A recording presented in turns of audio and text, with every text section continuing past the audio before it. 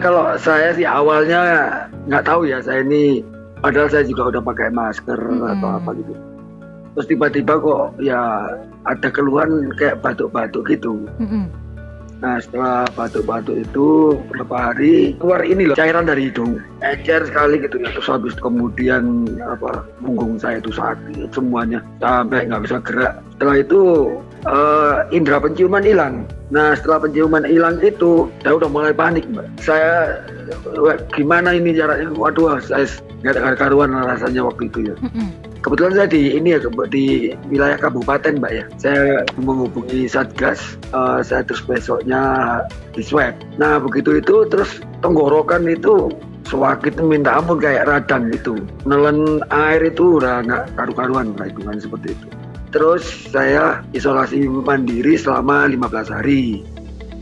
Di rumah padahal ada 3 anggota keluarga yaitu istri, anak dan ibu saya yang usianya waktu itu 74 tahun. Iya. Nah setelah itu istri waktu itu nggak apa-apa, nggak istilahnya juga sama ibu saya juga nggak apa-apa, anak saya juga nggak apa-apa. Nah kemudian suatu saat ibu saya, anak saya dan istri itu tertular semua satu rumah itu. Nah yang paling parah itu ibu saya itu tidak bisa mengendalikan emosi, Mbak. Panik jadi gitu, Pak, ya? Panik betul. Nggak bisa mengendalikan emosi, jadi panik, jadi kayak serangan, ada kayak serangan. Kan udah ada sesak nafas ya, kalau udah kayak begitu udah ada sesak nafas. Tambah panik, tambah sesak nafas, tambah parah, betul. Saya telepon juga ke Satgas, kemudian besoknya di swab. Dan kondisinya ibu saya itu udah ya mungkin ya sangat kritis ya, mungkin ya waktu itu saat itu sampai dokter tuh bilang pakainya harus dibawa ke rumah sakit, padahal rumah sakit waktu itu penuh-penuhnya tuh. Akhirnya terus saya telepon ke puskesmas juga penuh juga. Ya wis lah, bismillah aja, kita rawat di rumah gitu ya. Saya kasih semangat, tidur pun juga saya kasih jangan sampai terlentang gitu ya. Tidur pakai bantal, dituin bantal, posisinya rada setengah duduk gitu.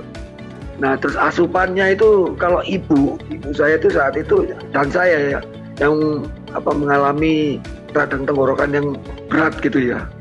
Saya makan sereal tiap hari itu. Kebetulan juga alhamdulillah, Mbak ya, tetangga saya di Asri Katon situ tuh kepeduliannya tinggi. Memberikan dukungan gitu, Pak ya.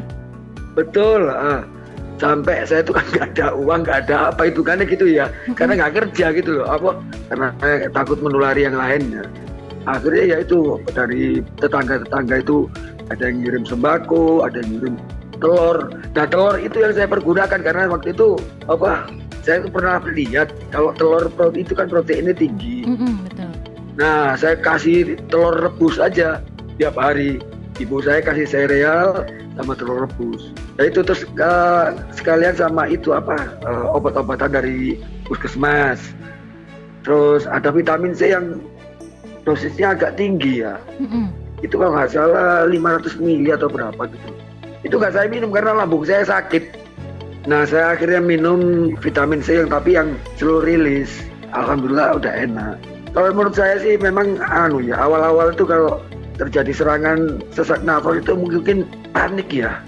Panik yang berlebihan sehingga menjadi serangannya itu agak tinggi juga untuk kesana karena nggak mampu mengontrol emosi.